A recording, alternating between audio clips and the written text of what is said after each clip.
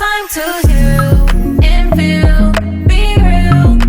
You just gotta take your time, unwind and chill. Cause now it's time to love yourself. Build emotional and mental health. Cause Black woman, it's time to heal and feel, be real.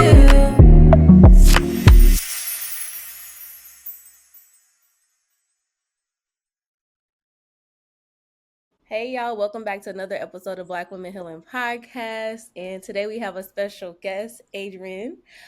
Before we introduce Adrienne, I just want to say thank you all for staying with us, tuning in with us. We've been on a break, and I was just telling Adrienne this is our first guest since being back. So we're so thankful. We hope you all follow, subscribe, stay tuned. We're going to keep coming with these amazing topics.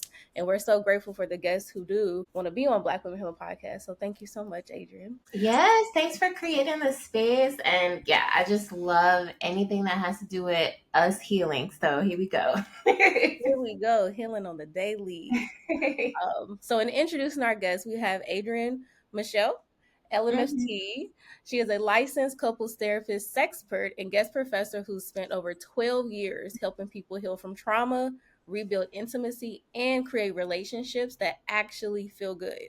Featured in Cosmopolitan and as the first queer woman guest on Therapy for Black Girls, Adrienne specializes in working with Black women and queer folks who are tired of performing wellness and ready to do the real work.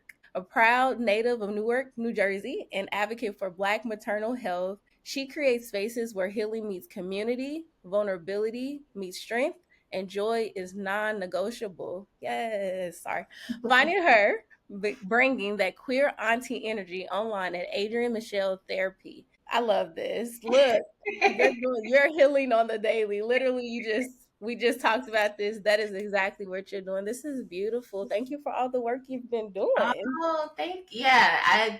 I'm so thankful that just more of us exist. I feel like I was like the only Black queer person in my class in graduate school. It's like always the familiar story. So it's just so good to see LMFTs. We're doing our thing. And yeah, I'm excited to connect with y'all. Absolutely. Yeah, so we usually start off with an icebreaker. So we're changing it up. We want you all to ask questions. If you all have any, it could be random questions you have just about mental wellness, mental health. Maybe you want to tell a story, even just a motivational little like blurt for us. You can send it over to us. But for now, I thought this is a quirky idea, but Reddit is a forum where people put all types of just random thoughts, random questions. And so I want us to pick one of these random thoughts or questions, and then we'll discuss it. So are you all both ready for this? Yeah. Yeah. Okay. So someone on Reddit, and I'm not going to be sharing names and all that stuff. Someone on Reddit says, "I'm so tired of the whole there's help out there and you're not alone bullshit in modern society." What do y'all think about this? Ooh, oh my gosh. Okay, are we alone? There's help Mm. out there. Can you read it one more time? Yes. I'm so tired of the whole there's help out there and you're not alone bullshit in modern society. I'm doing this because they put quotes. Yeah. I think that specifically as Black women, I think that it rings true in that the saying that there's help out there, where is it? How is it accessible? I think that especially with the way that things are going now, things are less accessible. And so while we can say there's help out there, if you're struggling to reach out for the help, how is that helpful? So sorry if y'all hear my email. Work is getting busy, clearly. Let me close them off, right? Where's the help here? Anyway, it does oftentimes feel like bullshit. I even think about like how there are certain barriers that it takes to get to certain things. Like I'm thinking about food stamps, for example, when SNAP was like a thing, right? Like it's no longer a thing starting tomorrow. But I'm thinking about when I was in college and I was struggling and they were like, oh, you have to work and make X amount of money. And I was like, well, what the hell is this for then? If I'm like struggling and I'm reaching out to use this service, I don't know. I think about the barriers that are in place that exclude people when we're saying there's help there, but we have to have a certain criteria to get to the help. Yeah, so Yeah. that's my thoughts. Yeah. No, I agree. I feel like you're saying there's help, but for who? Mm-hmm. Who is able to get the help? Like, I totally understand it. I think it's both and. There is help, there is support. I think just like anything, like you have to build community to be able to have the right support. Like, I just feel like my mother raised me to not have to depend on, like, you can't depend on anything that this system has set up. Like, it's not for us. So real talk, you have to think about your own community. You have to think about trading. You have to think about growing. You have to think about all these things. And so your community, I think, is your help. But also, we are out here alone. You know, nobody's going to save you. So I get both. It's like, it's help out here. You got to build your community and, you know, be a part of something for them to be a part of you. But also, yeah, no one's coming to save you. So it's like, I get both. Yeah. Yeah. Ooh, I love that, the both and. I love how you just discussed that. And I'm just thinking about how there's resources sometimes, but with social media and with just like the technology, sometimes it becomes muddled where it's hard to find it. And there's so many, I know we live in California, and I'm from Kentucky where there's not as many programs. There's a lot Mm-hmm. of programs out here in California. Like I had never seen so many resources in my life. But Yeah. how do you find them? How do you know? Yes. It's like, it's so many nonprofits in large cities. So like, even growing up in Jersey, I lived in Philly for a while. It's all kinds of support. You can walk down the street and see organizations that help or whatever. I feel like when I moved to North Carolina, I'm like, oh, like, okay, it's like a LGBTQ center and like a you know, one DV Mm. organization, but like, what the hell is going on? Where are the shelters? Where are the programs? Like, yeah, it's all these things that larger cities have access to. I agree. Yeah, but it's hard to find it. Like weirdly so, like you say, you Mhm. walking in the street, but like, what is that for real? What does it really do? But also online, they told me that these resources do that. Do I start by calling these resources? Do I email these resources? Yeah. Like, Yeah. how do I get to them? And it's so much to decipher. Which one is the best one for me? Mhm. Like, it's And Yeah. they're dissolving. Like, I'll just age myself a bit because when I graduated from college, it was 2008, literally dead zone. Like, you could not find a job. It's so many young people that actually leaned into government resources at that time, including myself. So it's like, it's crazy to see what's happening now. I think about so many communities and I think about young people as well. I'm like, it Mhm. feels like 2008 in a way of like the jobs and mm, everything. Yeah, for sure. And my heart goes out to that person because I totally understand. Like, I know there's so many resources in LA, but there's not at the same time. And it's giving me flashbacks to when I was helping folks who were living out of their car, and we're being told you can reach out to this resource, and you call the resource, and they're like, oh, well, you have to meet this criteria. And it's like, well, I got 6 kids and we're in a car. Okay, we refer you to this. We call that person. Our wait list is full. It'll be full for the next 5 years. And it's like, what? So where am I supposed to go?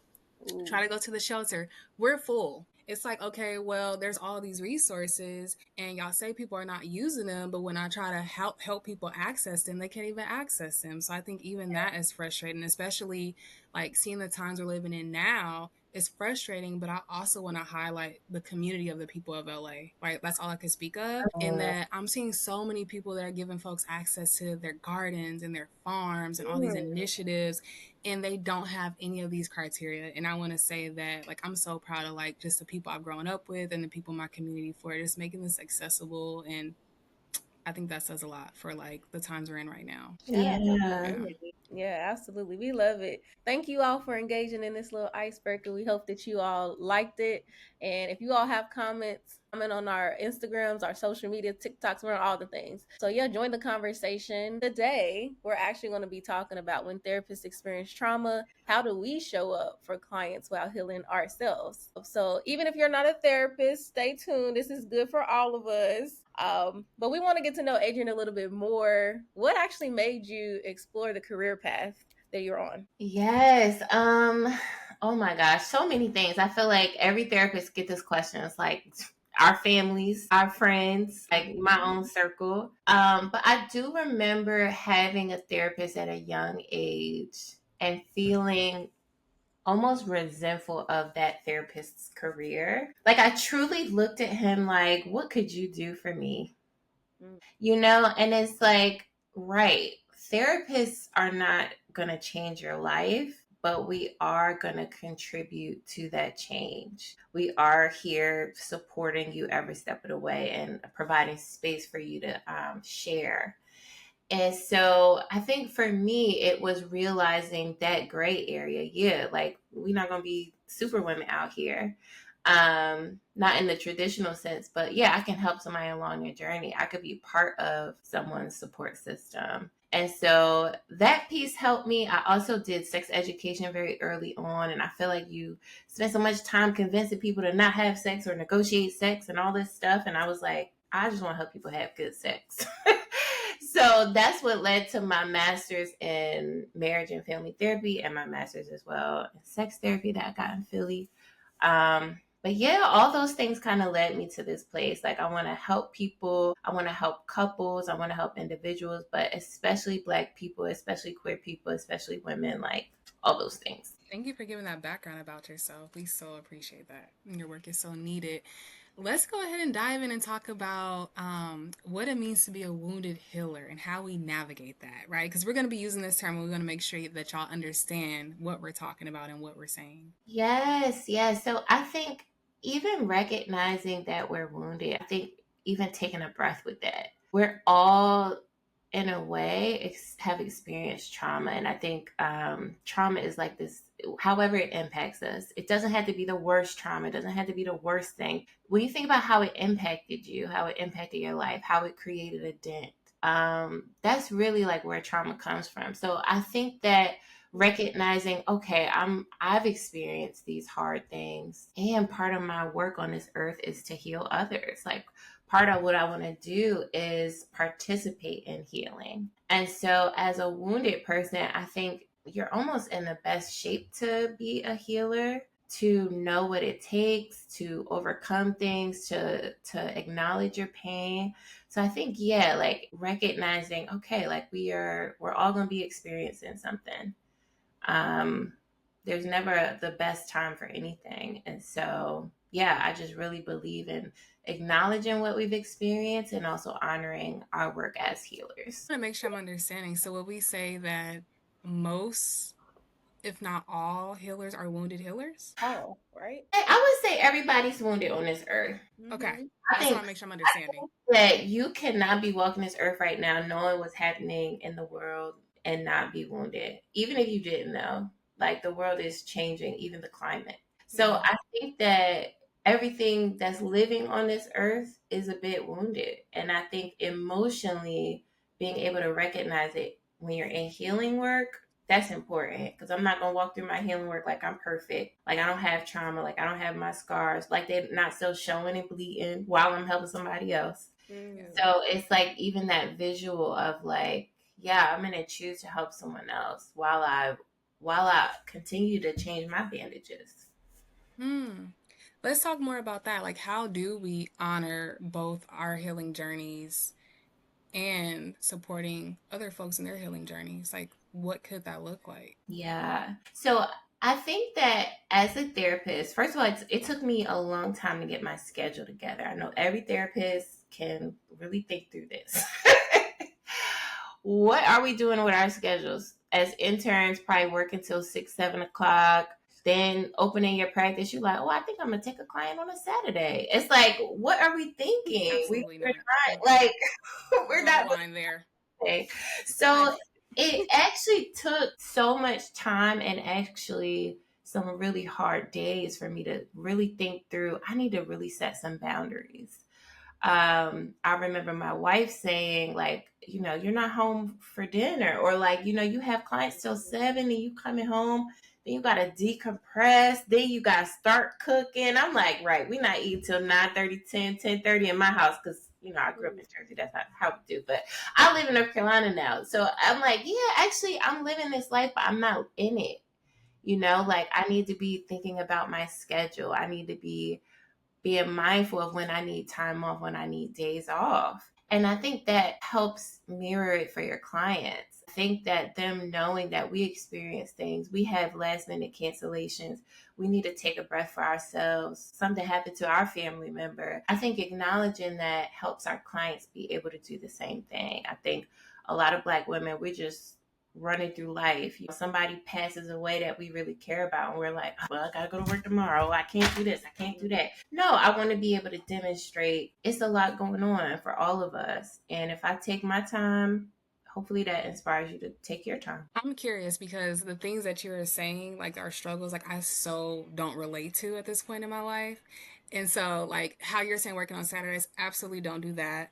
When it comes to evenings, absolutely don't do that. I barely work on Fridays. Like I don't do those I don't things. work on Fridays now, but do you supervise? Do you supervise like younger therapists?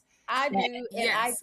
all the things you said, I experienced that. I So literally that's worked where I on was going. Saturdays, even when I was licensed, up until like a year ago. Yeah. So like everything you said, I had to go through those things to figure out how to maneuver and navigate. Even clients, they'll reach out and like my schedule. Let's say I have like a block.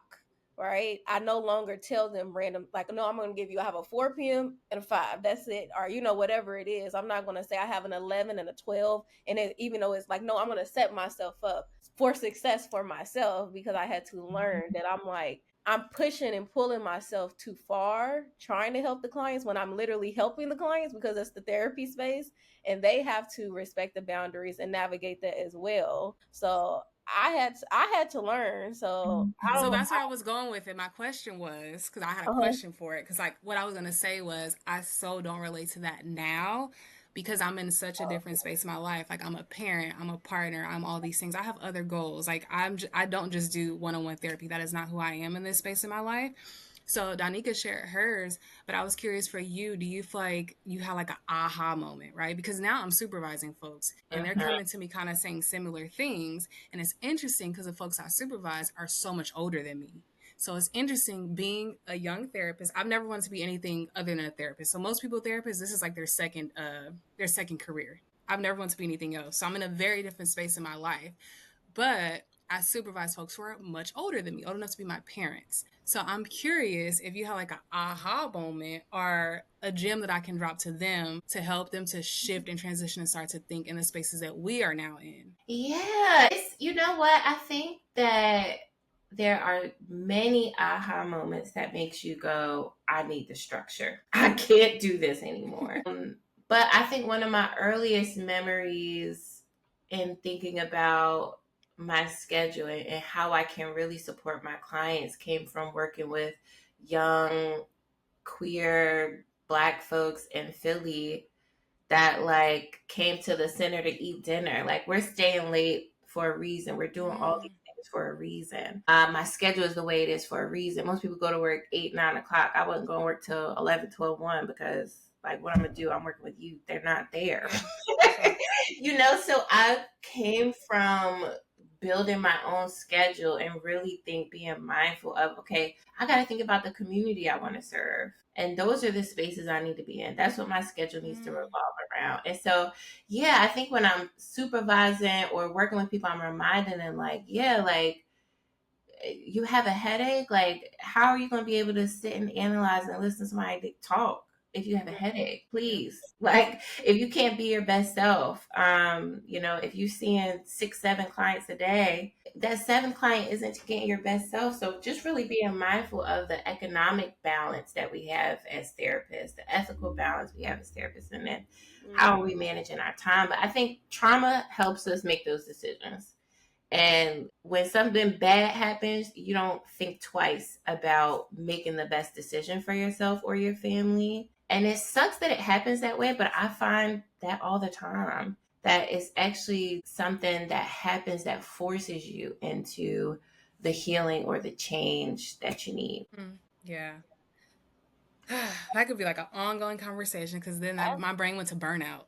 So I'm like, this could be an ongoing conversation. Danica, were you going to say something? No, I mean, just like the transitions too, of like what worked one year, and for a few years it may not work the next thing, depending on what's going on in your life. Like you said, Myra, you have like your mom now, a partner, you even supervision, that's different too. So it's like it constantly changes as well, of like how you have to honor your own healing, and your clients in the same therapeutic space. Very true. So I know that Myra and I both went to San Diego State University, and so at San Diego State you have to have your own therapy to graduate. Like, as the therapist, you have to have so many hours. I forget how many it is. Some schools and some degrees, they don't require you to. So I actually know some therapists that they did not have to get their own therapy. And I also have heard some therapists say, like, I've never been, I don't believe in it, like, I'm fine, not even my own therapist. Most of them don't say that, but that's the sentiments. So my thoughts is, you shocked? I'm shocked. Well, I'm shocked for a few reasons. Go ahead. I wanted to get your take on, what's your thoughts of therapists who feel like that they don't need their own therapy? Understand how you could be a therapist and think that you don't need therapy. I cannot even fathom that, because I think that if you're a therapist, you understand that it's not for crisis. That's like the hospital and stuff. Therapy is not just for crisis. It's for your day-to-day, your life, your wins, your bads, your grades. Like, it's for all those things. So that's wild. Now, I did go to a program. Yeah, like my program, I went to Jefferson University in Philly. It's a medical school as well, but they did not require us to have our own therapy at all. But every person was in therapy. I mean, it's like you almost get the therapy bug when you get in graduate school. Like, oh my God, I can't wait to dissect my life with somebody. So, like, I haven't met a therapist who hasn't been in therapy. It was not required, though. So I'm curious. There probably were people that graduated without having therapy, but that's a wild life to live. It is. I don't even think people think about the fact that you learn more. It's a free CEU. Well, it's not free if you're paying out of pocket, but I think from my therapist, like, I've learned so much just as far as like how I show up as a therapist also. And I think that I've learned that with every therapist. I've had like 4 therapists at this point in my life. And my current therapist, I feel like I learned so much on just how to show up in this phase in my life. And so I think we forget about like the fact that you learn from other therapists by going to see therapists too. Yes, and building the habits, like, yes, to go every week or every 2 weeks for years. Yeah. To be in that process, yeah, it takes a lot. I can't imagine being a healer who's not healing. Like, what? I don't know. I don't know that life. Look, yeah, no, it's definitely a life, and I think I don't really understand the nuances of it. But yeah, Myra just said, first of all, I never thought of that. It's a free CEU. That's a word. Because it's for real. But also, like, in thinking of trauma, like, I'm supposed to it almost then feels like you're not addressing your own wounds. So how are we as wounded healers supposed to help others with wounds? Yeah. Like, and it's constant too, because life continues to happen. I always tell clients, everybody this, life never stops. Like, it's never like and I can't, even when I'm meeting with clients, I can't promise you that, like, oh yeah, you're going to get over this hump and then life is going to be like, for the rest of your life. No, like, there's with peaks and valleys, like, that's just constant. So to think that you don't need to work through that is wild. Yeah. But I can't imagine, someone who's not willing to acknowledge that they like, if we all supposed to need support and lean into this system, then why wouldn't you need to? Why would you be above it or whatever? Like, yeah, that's I don't know. It makes me think about like how there are therapists who view therapy should be a certain way and it's very textbook. And I oftentimes find that when I'm in conversation with folks who don't go to therapy and they're therapists, they're very I make fun of these therapists all the time that are like, just journal. Why don't you meditate? Do you go for walks? Do you exercise? And like, that's all they got, and they just use that in a circle, and that's all like they're using. I bring that up because I feel like those are the therapists who just don't challenge themselves. And I feel like that's also not okay. That's why when I'm going to see a therapist, I always ask them like, hey, like, are you in therapy? Like, if you don't feel comfortable asking, that's okay. That's going to let me know you're not a good fit. But I would like to know that my therapist is also in therapy. Because it kind of tells you what kind of therapist you're going to get. Dang, I don't even ask that. I gotta start asking now. Oh, I always ask.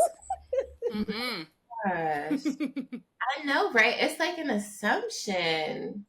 Yeah, I'm like, all my therapist friends, we all talk about our own therapy. Like, no one's quiet. So now I'm gonna be looking. Yeah, a little curious. It's making me think this is like kind of different, but I just had to search it because I seen this somewhere. I don't know if you all have seen the Keyshia Kaur and Gucci Mane Breakfast Club interview. Have you seen it, Adrienne? I've seen clips. Okay, you seen the clip. So in one of the clips, it kind of shows Charlotte McGay. Charlemagne. Charlemagne? I'm playing. If you don't understand the reference, you don't understand the reference. But so Charlemagne, he asked her like, okay, you doing all of this for Gucci, like this is amazing. Like, what about you? How do you take care of yourself? And do you go to therapy? And she was like, I don't need therapy. I'm my own therapist, right? Which I feel like a lot of people you hear say. And popped up on my social media that Keyshia Kaur is, like she's doing some life coaching. Like, now she's opened it up. So mental health focus too. Mental health focus. I cringe when people say I'm my own therapist. I'd rather a person just say I have different avenues of healing, of taking care of myself. It is such like it's an insult to therapy, but also just an insult to your own healing, in my opinion, that you think that you're your own everything. Yeah. What are y'all thoughts on this? Because I've been wanting to talk to somebody about this. My main thought, is it working?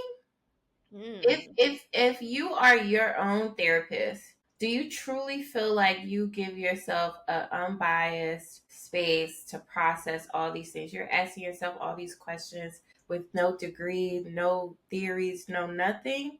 I don't think that's therapy.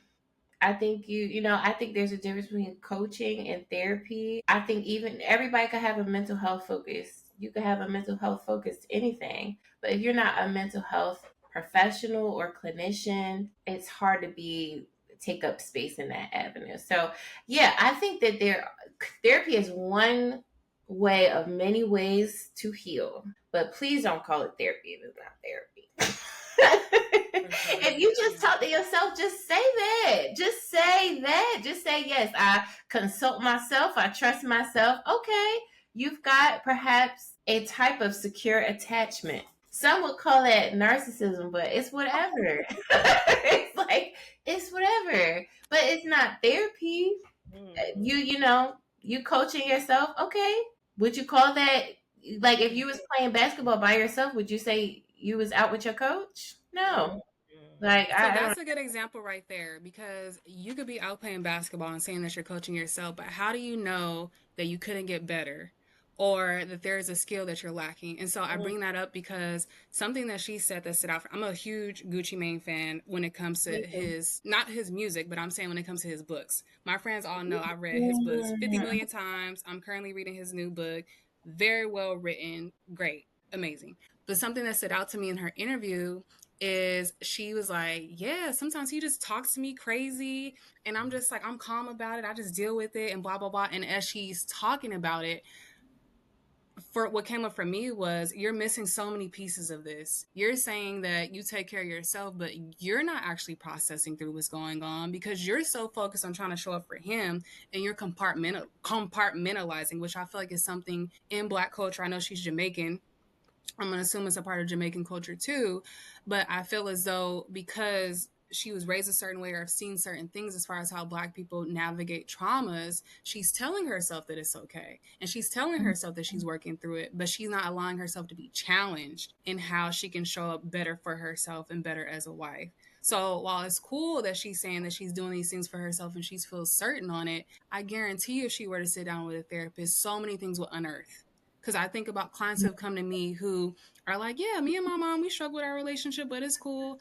And then all it takes for me to ask them one question or do one exercise, and it's like an onion. It's just all peeling apart. Like, there's so many layers to it, and we're digging. And they're like, wow. 6 months later, they're like, I can't believe that I came to therapy for my anxiety when I actually need to be here to process through this relationship with my mom. So I think that she's not challenging herself, to be honest. Yeah, I think she's surviving. Like I agree 100% with what you Literally. said. I think that's a survival technique. If somebody close to you struggles, get into codependency where, because you're not okay, I'm not gonna be okay. So Yeah. I appreciate her recognizing that she's safe. She's in a safe space. She's using her tools to not engage. But that doesn't mean that she's working through supporting herself. She's just surviving an experience. And I think that any therapist would say, you're wrapped in someone else's experience. I don't know if you're so focused on your own. And that's a hard place to live, to be absorbed or focused or mesh with someone else. So yeah, I agree. I look, if she goes to therapy, then she'll be that onion, because everyone is. I've never met a person that's like, unless you're a teenager, you're like, I ain't doing this right now. It's like, cool, we don't have to do it right now. Not right now, but maybe next time. You're gonna do it one day. No, but I haven't met someone who doesn't peel back the layers in therapy and appreciate it. That's the thing. People are so resistant because they think it's so hard and so terrible. It's actually so beautiful. And if you allow yourself to that space, it creates so much more in your life. It's not just that hour. It's so much more. It's a habit in your life. So I'm supportive of people that want to welcome that. But yeah, I think what she's talking about is not her own therapy or being her own therapist. And I think that's dangerous language too, to say you're your own therapist. It makes people think that they can do that too. And all respect to them, but they got all kinds of cash. And so I think that she probably could take some classes and do the work to become her own therapist. All the money she got, you could get all the massages and the facials and take a walk and look perfect. Like, yeah, those things are therapeutic. It's not therapy. So it's just like, yeah, you also have a different level of access that your fans don't have. So yeah, that's just something to be mindful of. But yeah, I love them. Totally agree. I do too. Shout out to Gucci, like Myra was saying, that the book I have, it's in my Amazon court. But yeah, no, shout out to them both, and in highlighting some good factors. I do think that them talking about just like mental health and medication, psychotropic medication is definitely not spoken about as enough in the Black community. And I do think that that's a powerful woman, but I do want her to get therapy. I do. Yeah. And everyone deserves therapy. That's the thing. Like, I think everyone deserves it. You don't think you deserve to sit and think about yourself and take your time through life and, ask yourself questions. You don't think you deserve that time? Our ancestors never got that time. So that's just, yeah. And it's my last thing. So it's him getting all this support.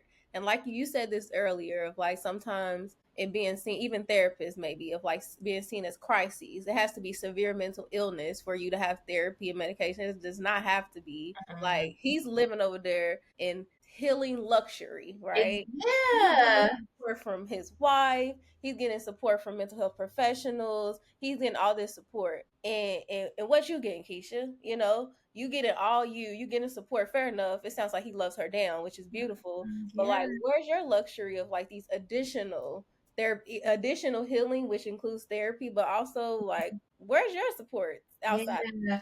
And that's the thing. Like, if you're gonna talk about it, just talk about all your healing practices. Don't just, I'm my own therapist, but I do acupuncture and this and this and this. Okay, well, you got 300 other ways to heal, girl. Like, don't make it seem like you don't need this one thing, because you got all these other things going on. Name those things then, so your fans know you're just not raw dog in life. Exactly. I want to hear the things. I want you all to, if you all don't say I'm my own therapist anymore. If you're listening to this, don't say it. Say the things you're doing to take care of yourself. It's as simple as that. I love that. For you do not, and that's a piece too. You don't have to have your own therapist. I'm not the decision maker of your life, but don't say that you're on your own therapist. Just don't say it. Oh my gosh, don't say it. Also, don't say you're your family member's therapist either. But anyway, let's wrap this one up. That's a whole other topic. Yeah. Oh my goodness. Because I get that all the time. Family members calling me like, "Hey, I need a session." You got the wrong number. Don't call me. No. Well, I hope y'all enjoyed this episode. We want to wrap up by asking Adrienne if she has any takeaways for our guests. Yes, I do actually. I just really appreciate everybody listening to this episode and really being able to think through their own healing. I think that takes a lot of practice. And I think that one of the things that could be a takeaway is really thinking that centering your healing is always going to be the best choice, the best decision that you can make for you and your clients. Something that might help for you today. Something that might help you today is like identifying some healing practices that feel like non-negotiables. So having a pillow around your own therapy session, making sure that you go ahead and take a walk or sit down and schedule your doctor's appointments or think about your end of year. Plan all of that now. Protect that like you would when you make an appointment for your client. You know, sometimes we're not protecting our time in the same way we're protecting other people's time. So I'm just encouraging everybody to do that. All my supervisees know I'm already planning for February and March. Your vacation should be planned. Everything should be done. Protect your time, protect your energy. I just want folks to walk away with that.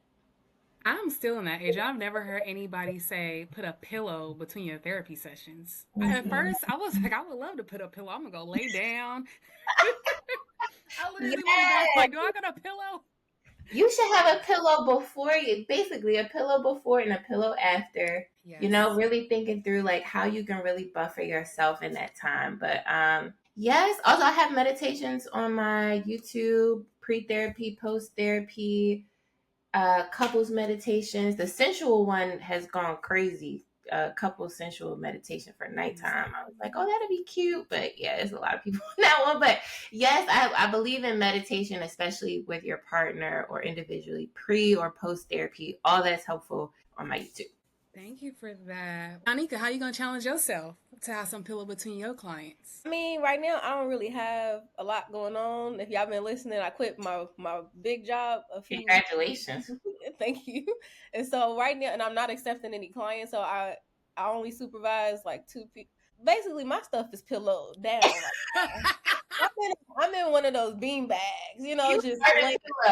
Yeah, like I'm laying. I'm in a bean bag. This is the life. Now, once I get back to it, because I know this can't be my life forever, then I definitely want to have a big plush pillow. That a beanbag is hilarious. I asked that because I invite y'all who are listening to join me whenever I have a break or after a meal. I just go for a walk around the neighborhood. Like I literally just circle the block one time. And I'm doing that just because I want to get more vitamin D because as I've told y'all, I struggle with seasonal depression. And so for me, I'm soaking in all the sun and it just feels like a good reset, like to just circle around the block and come back. So I challenge y'all to do the same thing. And we thank Adrienne for joining us today. And that is it for this week's episode of Black Women Healing Podcast.